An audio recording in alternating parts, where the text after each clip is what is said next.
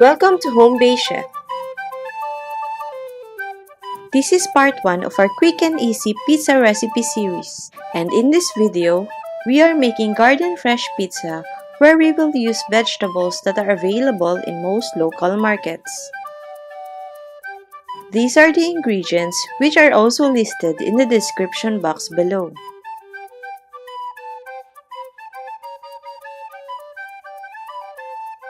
Let's begin! Preheat the oven at 375 degrees Fahrenheit or 190 degrees Celsius. Spread the pizza sauce over the surface of the pizza crust. Here we are using 4-inch ready-made pizza crusts. Spread the shredded mozzarella cheese over the sauce.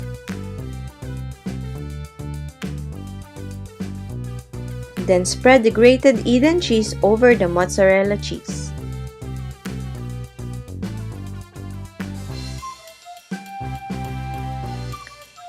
Then layer the thinly sliced tomatoes over the cheese.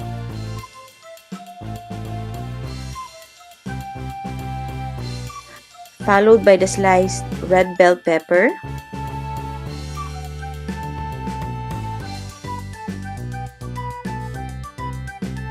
And sliced onions.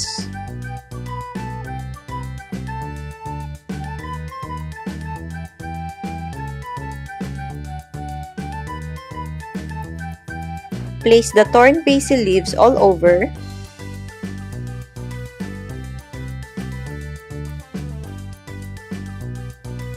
Then season with a pinch of iodized salt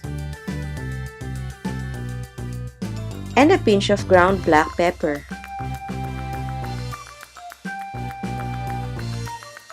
Add more Eden cheese on top.